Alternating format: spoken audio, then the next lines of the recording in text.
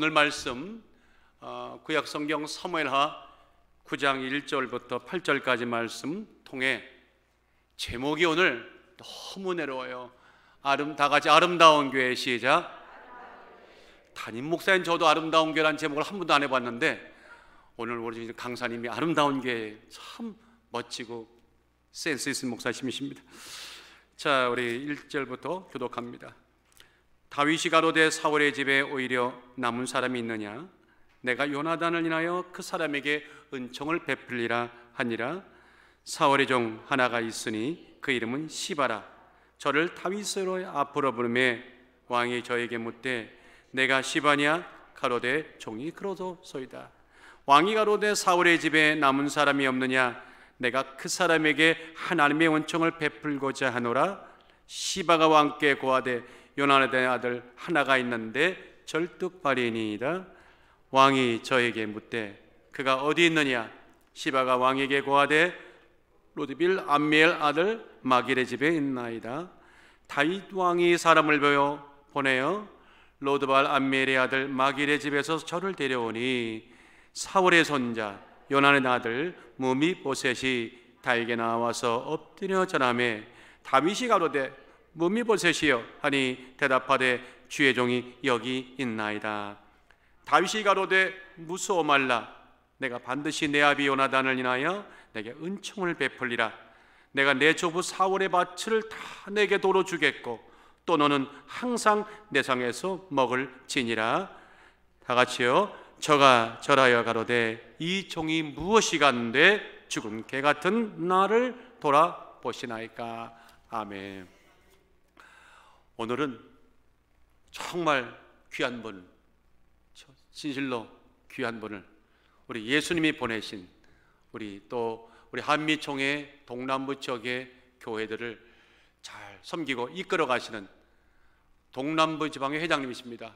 저보다 높으신 분이죠. 오늘 이렇게 우리 목목사님 정말 사모님과 오셨는데요. 사모님 잠깐만 일어나 주시겠어요? 네, 박수로 한번 환영합니다. 어서 오세요. 참 감사하고요. 오늘 목사님 오셨는데 오늘 다들 출석했더라면 더더욱 좋았겠는데 그래도 2720명 왔으니 할렐루야.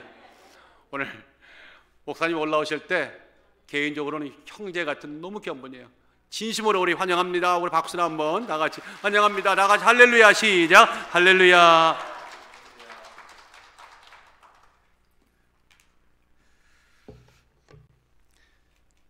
제가 섬기는 교회의 이름이 프라미스 교회입니다.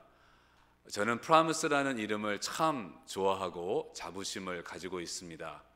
그런데 프라미스 교회보다 더 좋은 이름이 하나가 있더라고요. 아름다운 교회입니다.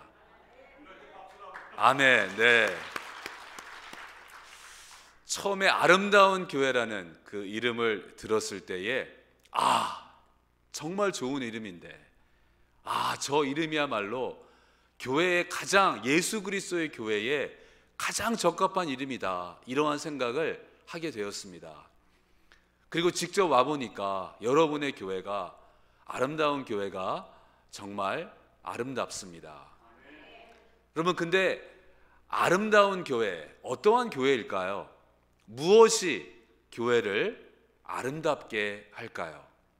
아름다운 교회는 사람이 아름다운 곳입니다. 교회는 빌딩도 아니고 조직도 아닙니다. 교회는 사람입니다. 교회는 바로 여러분이십니다. 아름다운 교회는 바로 여러분이십니다. 그러니까 교회가 아름답다는 것은 그 교회의 사람이 아름답다는 것입니다. 여러분 아름다우세요. 왜 여러분이 아름다우실까요? 여러분에게는 아름다운 이야기가 있기 때문입니다. 그 아름다운 이야기를 저희들은 복음이라고 말합니다. 예수 그리스도의 스토리, 예수 그리스도의 복음, 좋은 소식, 기쁜 소식, 아름다운 소식. 교회가 아름다운 것은 바로 그 아름다운 소식, 아름다운 스토리가 되는 복음이 있기 때문입니다. 여러분의 교회도 이 아름다운 교회가 아름다운 것도 다른 것이 아니라 예수 그리스도의 복음 때문인 줄로 믿습니다. 그러면 이 아름다운 이야기, 이 복음은 어떠한 이야기입니까? 이 복음은 반전입니다. 반전.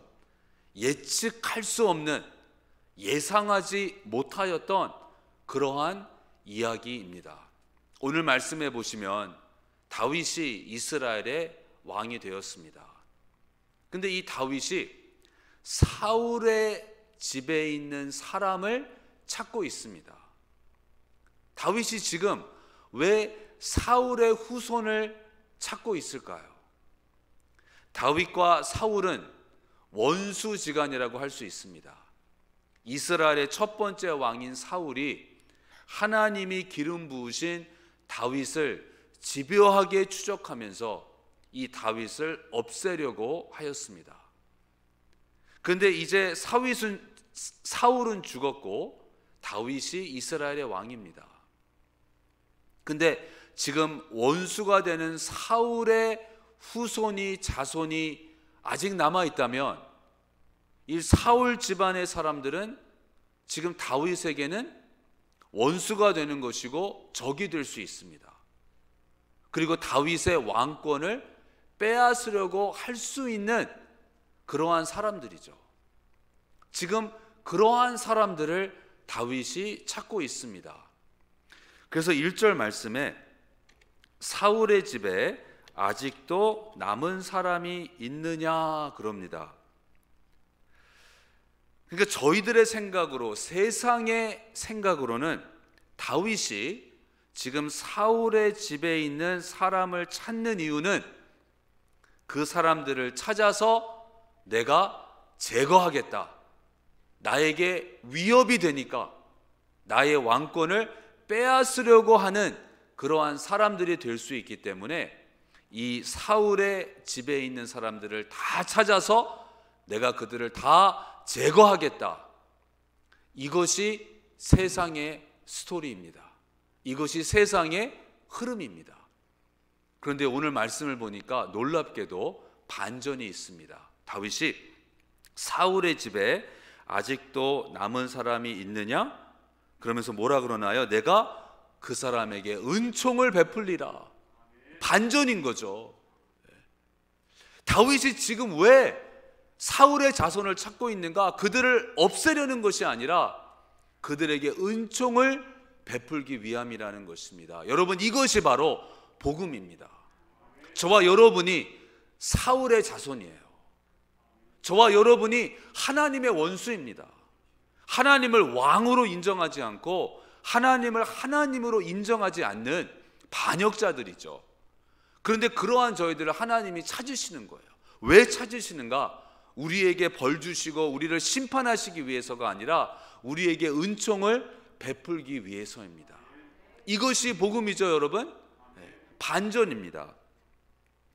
하나님은 우리를 제거하셔야 마땅한데, 우리를 심판하셔야 되는데, 우리를 죽이셔야 되는데 오히려 우리에게 은혜를 베푸시고 은총을 베푸신다. 이것이 복음입니다. 지금 다윗은 무비보셋을 찾았어요. 사울의 자손입니다. 사울의 아들인 요나단과 다윗은 아주 가까운 사이였죠. 서로 사랑하고 언약을 맺은 그러한 관계입니다. 근데 요나단의 아들 무비보셋을 찾은 거예요. 다윗이 이 무비보셋에게 은총을 베푸는데 그냥 우연히 베푸는 게 아니죠. 무비보셋이 누구인지를 모르는데 그냥 불쌍해서 내가 이 사람을 도와줘야 되겠다. 그리고 나서 나중에 알고 보니까 요나단의 아들이다. 이게 아닌 거예요. 무비보셋이 누구신지를 다윗은 처음부터 알고 있습니다. 요나단의 아들이고 사울의 자손이다. 그리고 그 무비보셋에게 은총을 베풀고 있습니다.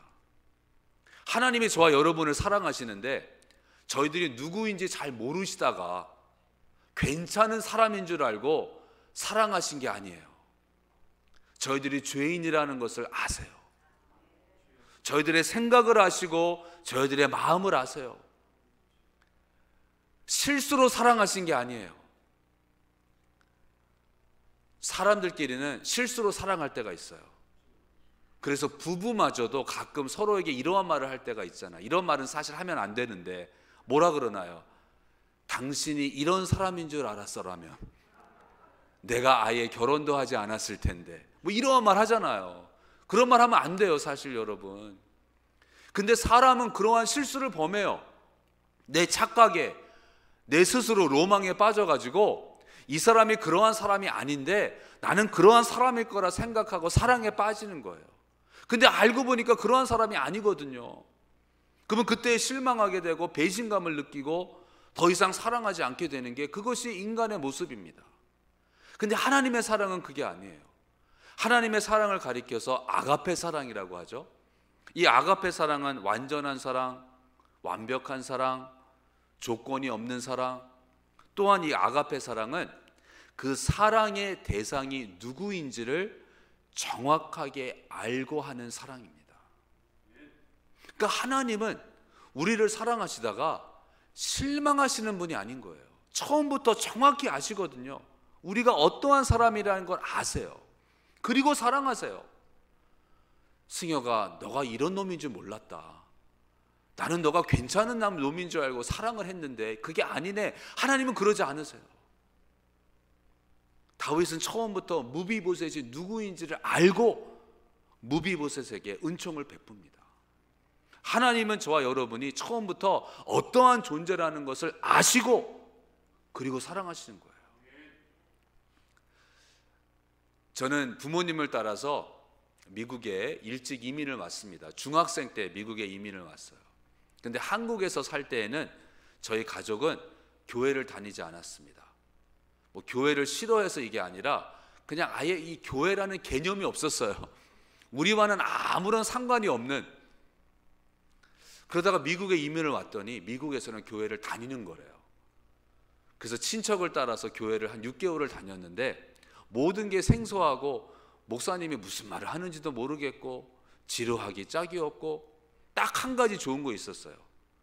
예배를 마치니까 도나스를 주더라고요. 그 도나스는 참 맛있게 먹었어요. 근데 한 6개월을 다니다가 교회를 다니지 않았습니다. 저희 부모님도 뭐 이민 생활에 적응하시느라 바쁘고. 근데 몇 년이 지났는데 저희 아버지께서 그 고등학교 동창들이 하는 성경 공부 모임을 가시는 거예요, 주중에.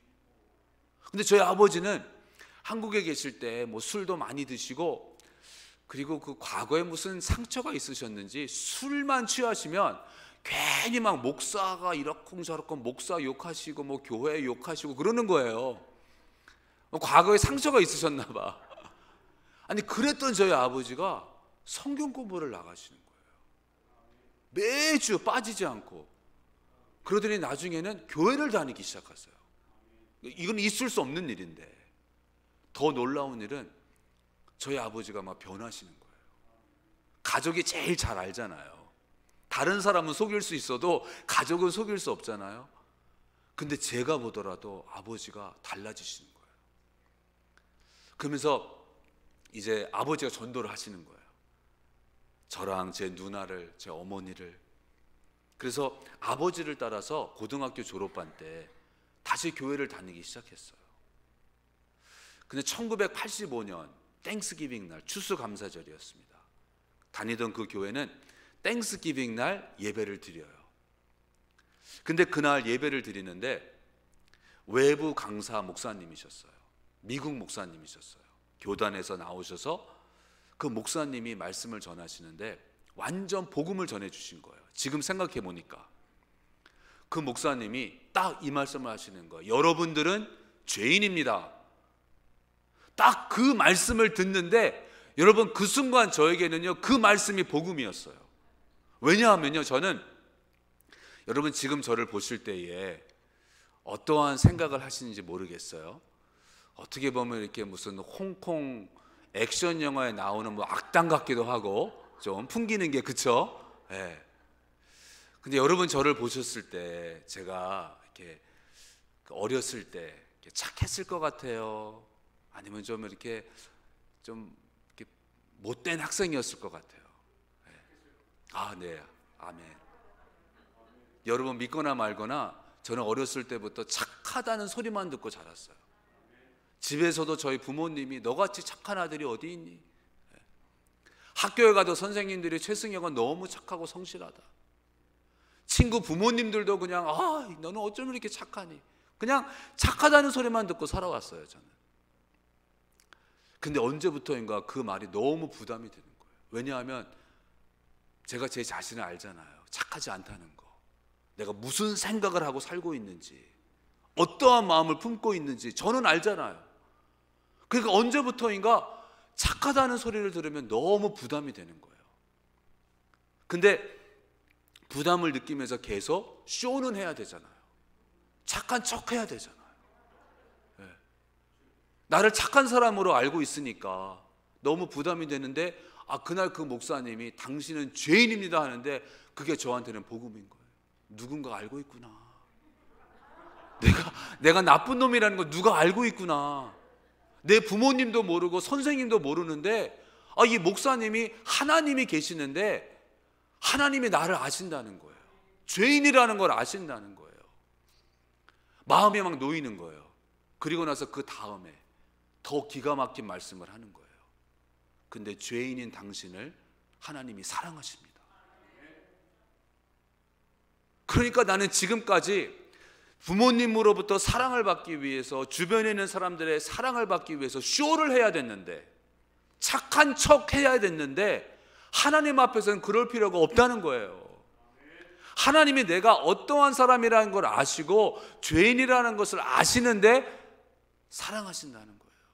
저에게는 복음이었어요. 속일 필요가 없구나.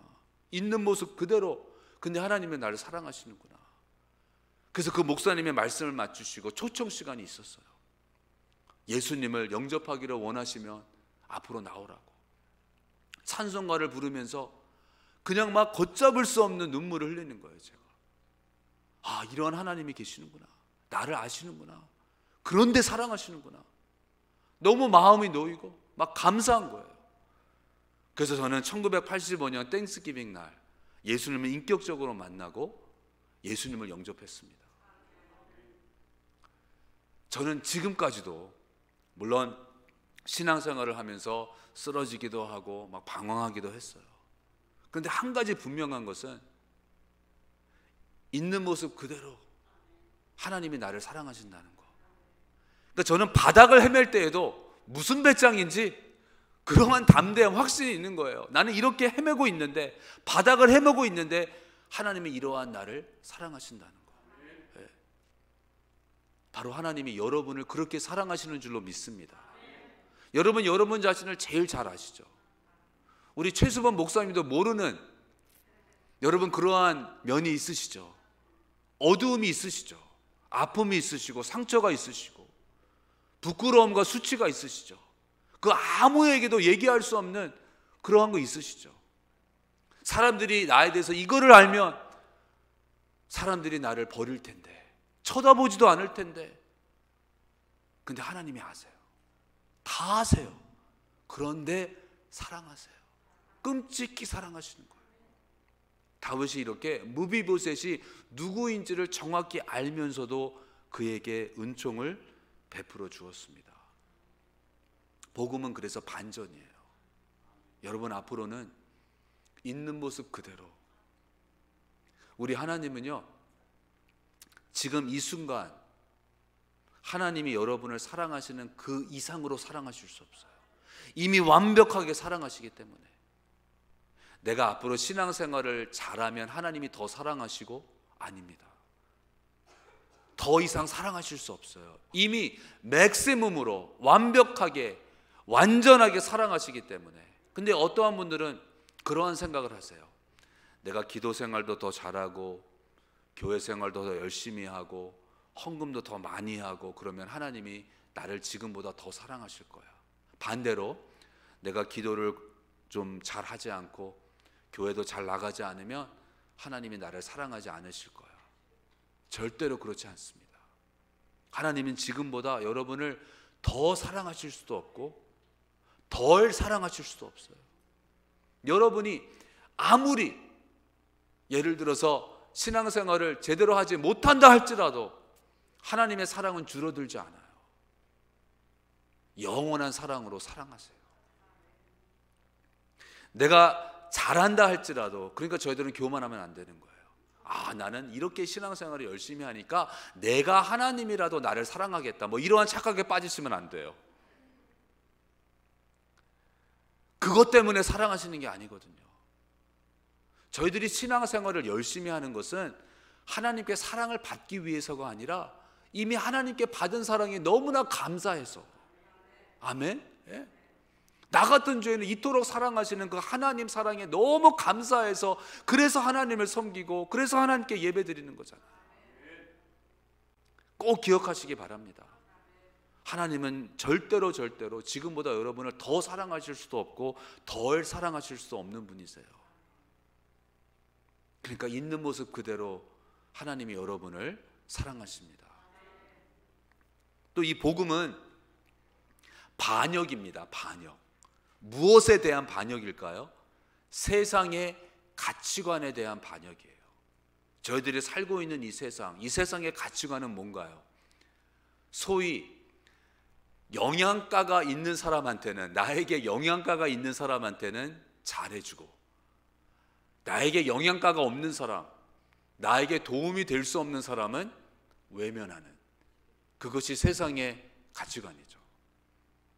그러한 세상의 가치관에 복음은 반역하는 것입니다. 아니다 말하는 거예요.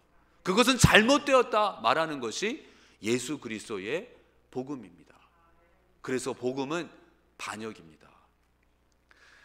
다윗이 무비보셋에게 은총을 베푸는데, 이 무비보셋은 어떠한 사람인가요? 무비보셋을 말할 때에 이름이 무엇인지 말하기 전에 지금 사울의 집에 어떠한 한 사람이 있는데, 요나단의 아들이 있는데 다리 저는 자니이다 그래요. 이름을 말하기도 전에, 저희들은 보통 누구를 처음 만났을 때, 누구를 소개할 때 그 사람의 이름을 말하잖아요. 근데 이 무비보셋 같은 경우에는 이름을 말하기 전에 그 사람은 다리 저는 자입니다, 절뚝발이입니다, 그 말을 먼저 해요. 다시 말하면 뭔가요? 특히 그 당시에, 요즘에도 다리를 저는 장애가 있으면 이 삶이 만만치 않죠. 근데 그 당시에는 이러한 장애를 가지고 있다, 다리를 전다, 이거는 하나님이 저주했다, 이렇게 생각했습니다. 그러니까 그러한 사람은 그 어느 누구에게도 도움을 줄 수 없는 사람이라는 거예요.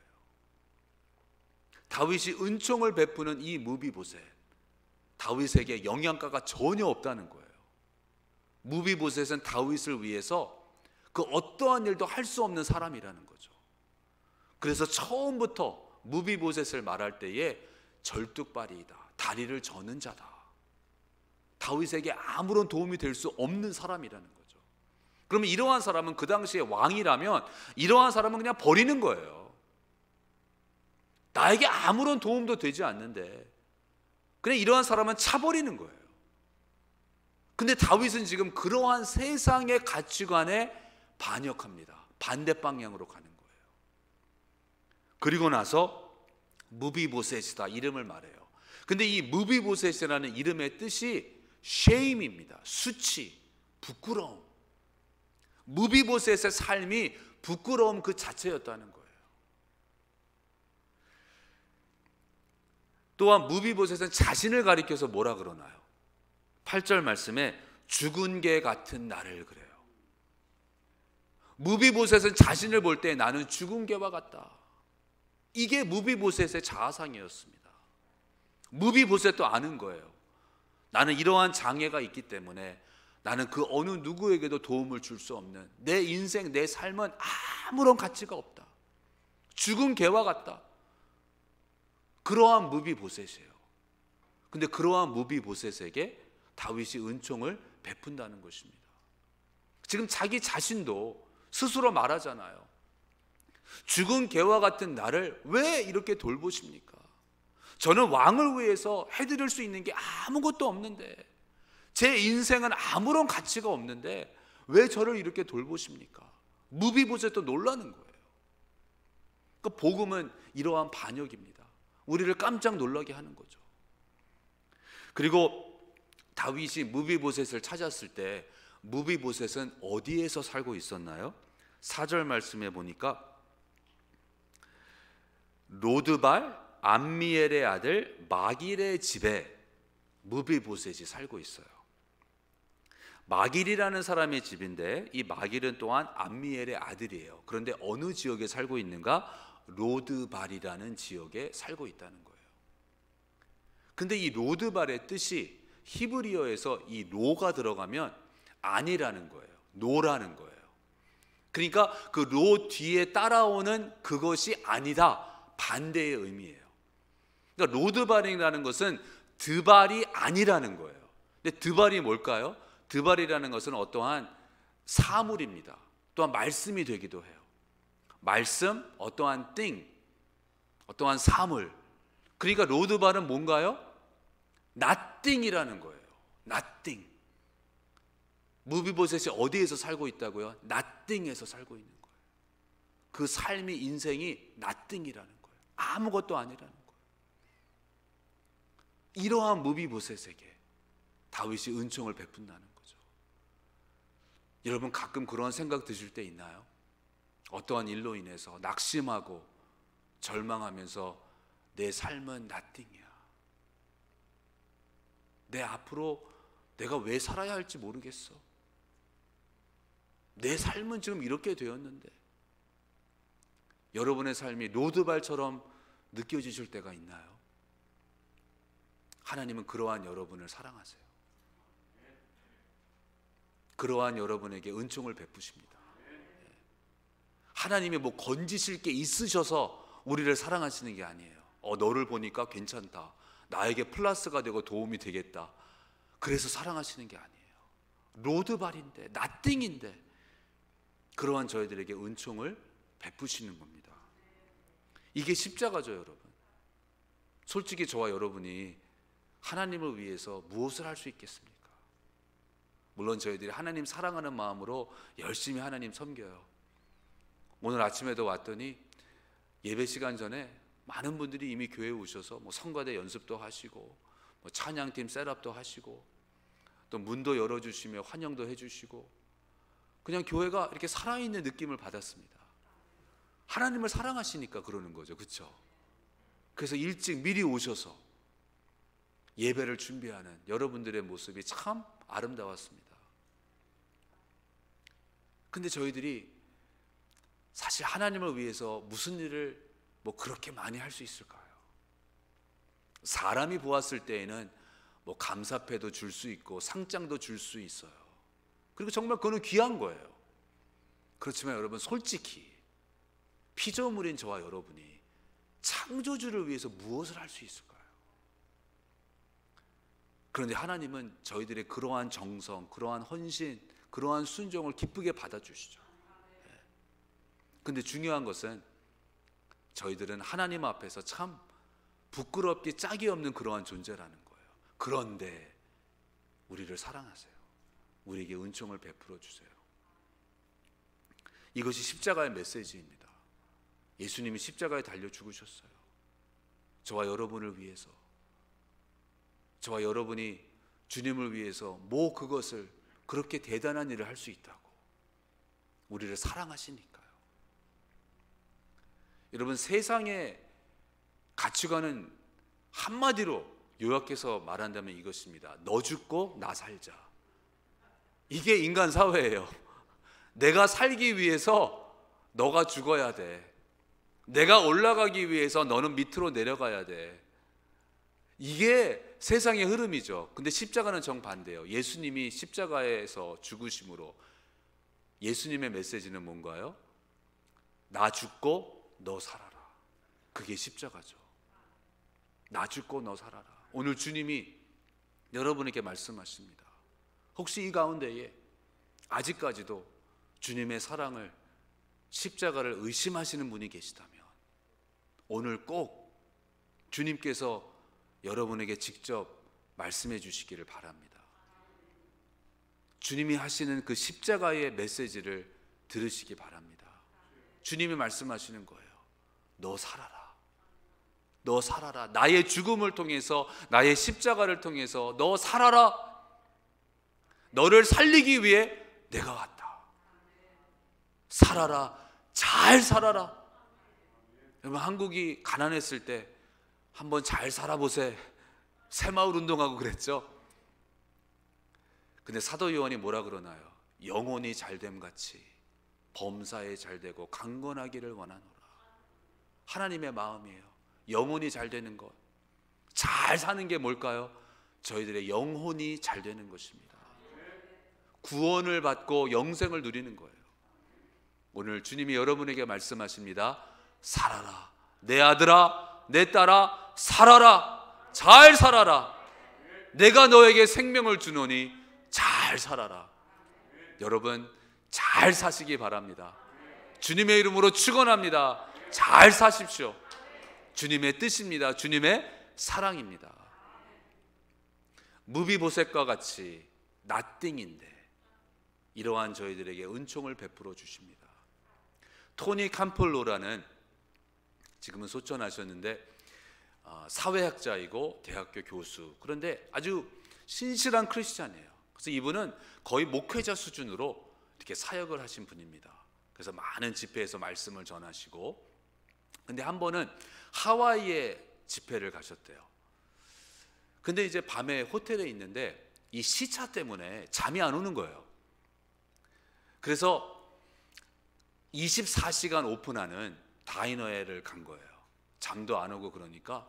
그래서 거기 이제 카운터에 앉아서 이렇게 커피를 마시고 뭐 파이를 먹고 있는데 한 새벽 한 2, 3시쯤 되니까 여자 몇 명이 이렇게 들어오는 거예요.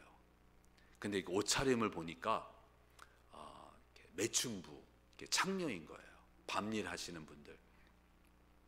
그래서 이제 뭐 일을 다 마쳤는지 몇 명이 와가지고 막 아주 그냥 시끄럽게 막 뭐 얘기를 하고 막 그러는 거예요. 그러다가 그 중에 한 사람이 이런 말을 하는 거예요. 약간 이렇게 좀 낮은 목소리로, 약간 이렇게 부끄러워하면서, 근데 얘들아, 사실은 내일 내 생일이야. 그랬더니 그 친구들이, 아이고 뭐 그래서 뭐, 네 생일이라고 그래서 뭐 누가 뭐 케이크라도 해줄 것 같아? 웃기고 있네. 우리 같은 사람들 뭐 누가 돌보냐. 막 핀잔을 주는 거예요.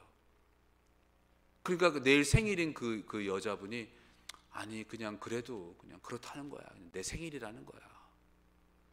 토니 캠폴러가 이거를 다 들은 거예요.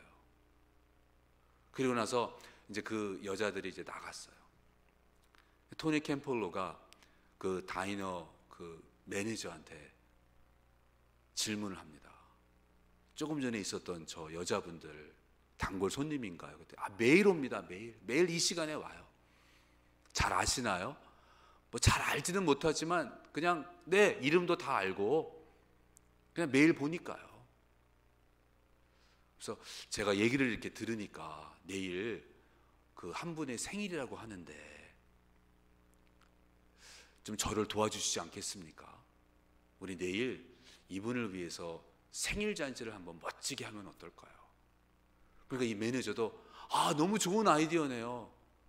네, 그렇게 하죠. 그래서 이 매니저랑 계획을 세우는 거예요. 그래서 그 다음 날 이제 또 새벽 한 2시쯤에 이제 다이너에 그 여자들이 오기 전에 다이너를 이렇게 다 데코레이션을 해요. 해피 버스데이 이런 것도 붙이고 풍선도 만들고 그리고 케이크도 준비를 했어요. 그리고 그 시간에 그 다이너에 있는 손님들에게도 이렇게 설명을 하면서 같이 이렇게 조인해 달라고. 그래서 이제 그 여자분들이 오는 그 시간이 되었을 때에 이렇게 다 준비를 하고 있다가 이제 그 여자분들이 문을 열고 딱 들어오는 순간 서프라이즈! 해피 버스데이!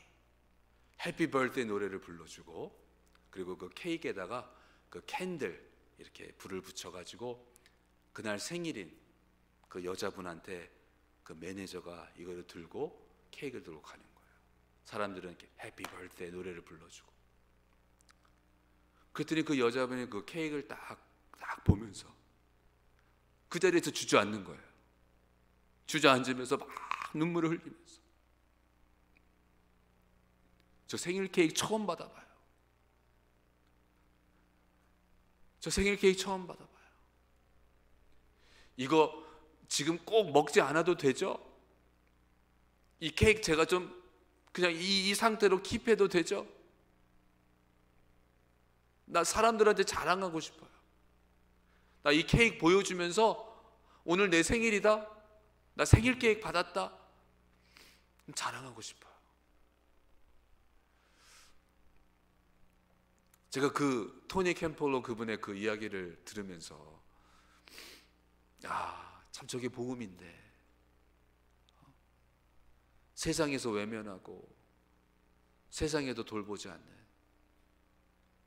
그 토니 캠폴로 그분은 그날 그 다이너에서 복음을 재현한 거죠.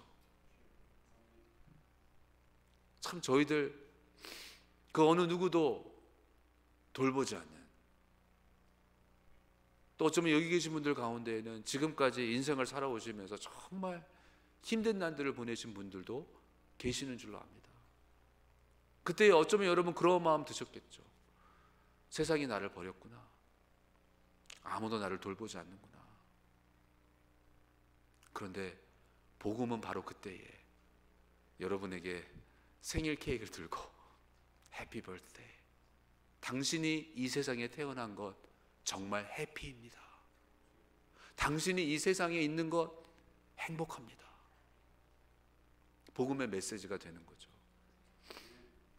그래서 복음은 반역입니다. 내가 형편없다고 여겨질 때 바로 그때 하나님은 여러분에게 최고의 선물을 주십니다. 그래서 복음은 마지막으로 예수 그리스도입니다. 다윗이 왜 무비보셋에게 이러한 은총을 베풀까요? 그 이유를 설명해 줍니다. 요나단으로 말미암아. 요나단 때문인 거예요. 무비보셋 때문이 아니에요. 요나단 때문이에요. 요나단과 다윗은 언약을 맺은 사이잖아요. 다윗은 요나단을 생각하면서 요나단을 위해서 요나단 때문에 무비보셋에게 은총을 베풀어 줍니다. 그래서 복음은 예수 그리스도입니다. 예수님 때문에 저와 여러분이 살게 된 거죠. 예수님을 통해서 하나님의 은총을 받는 거죠. 예수님 때문에 저와 여러분은 행복한 것입니다. 예수님으로 말미암아 nothing이었던 저와 여러분이 이제는 하나님에게 everything이 된 거예요. 하나님이 포기하실 수 없는, 하나님이 놓으실 수 없는, 처음부터 끝까지 변치 않는 사랑으로 사랑하시는 그러한 저와 여러분이 된 줄로 믿습니다. 예수 그리스도의 십자가로 인하여 구원과 영생이 저희에게 있음을 이 시간 선포합니다. 세상이 뭐라 말한다 할지라도 저희에게는 영생이 있음을, 영원히 사는 것을 믿사옵나이다. 아멘. 저희들의 고백이고 진리가 되는 줄로 믿습니다. 아멘. 우리 하나님께 영광의 박수 드립니다. 아멘. 무비보셋이 다윗을 찾아온 게 아니에요. 저 좀 살려주십시오, 저에게 은총을 베풀어 주십시오. 무비보셋이 찾아온 게 아니에요. 절뚝발이니까 걷지를 못하니까 찾아오지도 못해요. 다윗이 찾아갔어. 다윗이 찾아준 거예요. 이것이 복음입니다. 저희들은 그 잃은 양과 같이 집을 찾아갈 수 없었어요. 근데 목자가 찾아온 거예요. 그 누가복음 15장에 있는 그 말씀을 읽으면 어느 목자에게 100마리 양이 있었는데 99마리는 멀쩡히 잘 있는데 한 마리가 없어졌어. 그랬더니 그때 목자가 어떻게 하나요? 그 99마리는 들에 두고 한 마리를 찾으러 나서요. 세상은 절대 그렇게 하지 않죠. 100마리 중에 99마리가 있으면 그 99마리를 지키지, 한 마리 그냥 아예 할 수 없어. 세상은 그렇게 하죠. 근데 이 목자는 거꾸로예요. 99마리는 들에 두고 한 마리를 찾을 때까지 찾았다는 거죠. 그게 하나님의 마음이라는 거예요. 여러분 다 자녀들 있으시죠? 저에게도 3명의 자녀가 있습니다. 예를 들어서 제가 이 3명의 자녀를 데리고 페어필에 관광을 왔어요. 최고의 관광 관광지인 페이필로 온 거예요. 아멘.